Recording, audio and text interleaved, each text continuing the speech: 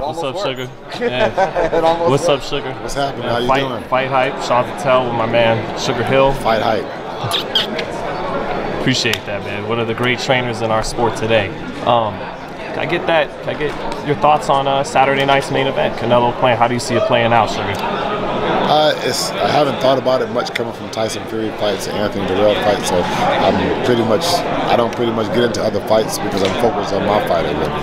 But now that I do have a little bit of time, the only thoughts that I've had is going to be a crucial. The tie is good. The third round through like the seventh round is going to tell who's going to win the fight. That's when both fighters have pretty much cut each other out, and you'll see the different techniques start to change, and you'll see the fighters adapting. So whoever makes the best adaptment is going to be the one winning that fight and taking control. And I don't know if it'll go.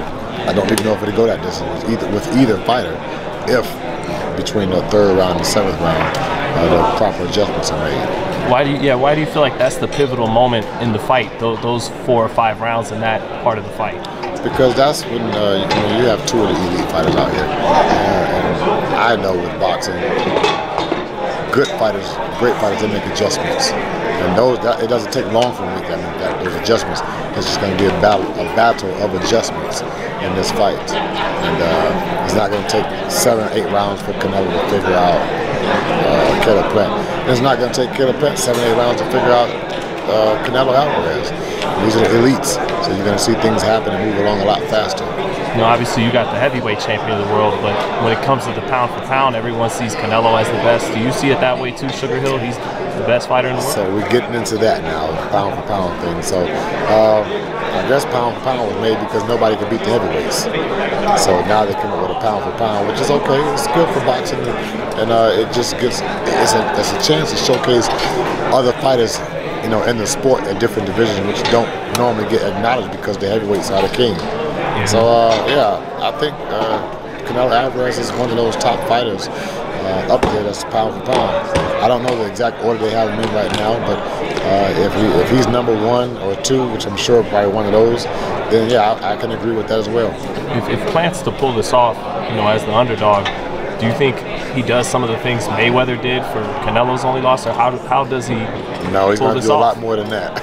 That was a young Canelo Alvarez. We're talking about an experienced Canelo Alvarez now, who's been in there with a lot of tough and great fighters. Yeah, what's the improvements you've seen as a top trainer, Sugar, with Canelo? He's improved in a lot. He's got more patience. He understands boxing a lot more.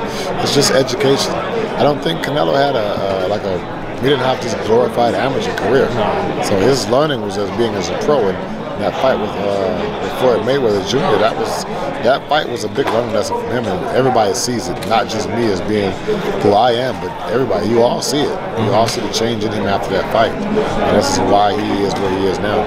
But it wasn't just like this, it was still gradual even after Floyd, right? He was getting better fight to fight. It wasn't like he went here to there and just one fight. Or is that how you saw it, Sugar? No, it wasn't just that fight. It was a gradual increase in his boxing knowledge and everything that you see in Canelo Alvarez now.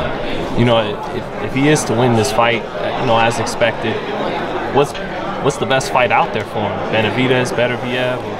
What's the toughest challenge? I don't know. He can go anywhere he wants to go. He can stay in the super middleweight division. He can move up to light heavyweight, but the sky's the limit for him. How do you think it'd go with him and Anthony, should Anthony win his fight on Saturday? I can't tell you that right now, but Sugar Hill is knockouts.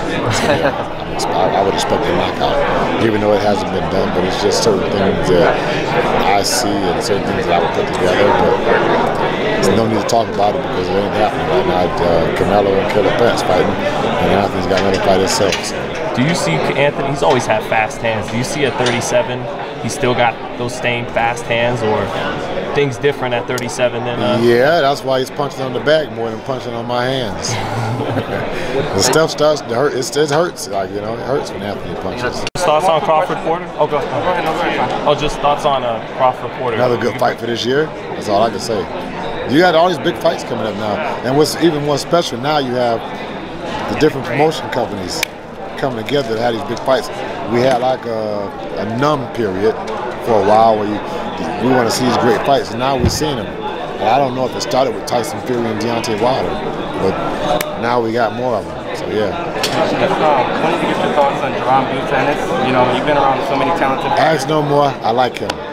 Good fighter, and I think he's gonna be a great fighter in the near future. Near future. You see him being like I see him being a great fighter in the near future. That says all of it. And I know you're not a prediction guy, but you lean either way to Crawford and Porter. No, I don't. It's just too tough to tell. What do you do against a guy like Terrence though, with that great counter punching? Like, what do you do with Porter? That's just it's one of those coin tosses. Me, I'm just happy not to be working. I can sit back and watch it, sit back on the couch or whatever I want to do. Yeah, I don't want to be at the fight, so to say. Winner in all-time great welterweight, you know? Winner in all-time great welterweight? Of this fight here? Of Crawford and Porter? Would that make them all-time great? Yeah, at welterweight. No. Sugar Ray Robinson. I'm an old school guy, you know. Yeah, I'm an old school guy. I mean, I still love old fights, but it just has to be more great fights, though, with these guys. I know, and they're getting around to that, so from this fight, making them the great fight, no disrespect to any of them, but it just takes a little bit. It takes a little bit more time and other fights to catapult you on that level. You know, it takes time. Be patient.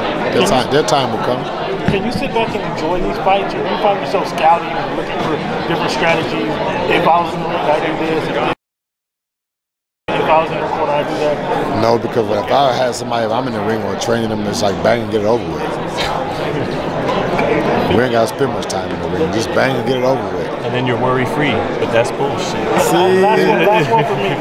How does Plant win this fight? Just making the right adjustments. Honestly, I know Plant's a great boxer. You got to be a little bit more stronger in there, be more physical. And that's just a key thing for me, which I never said, but you have to be stronger. You have to be a stronger boxer. That makes a lot more sense. Be a stronger boxer. I got to go train Anthony. Thanks, guys.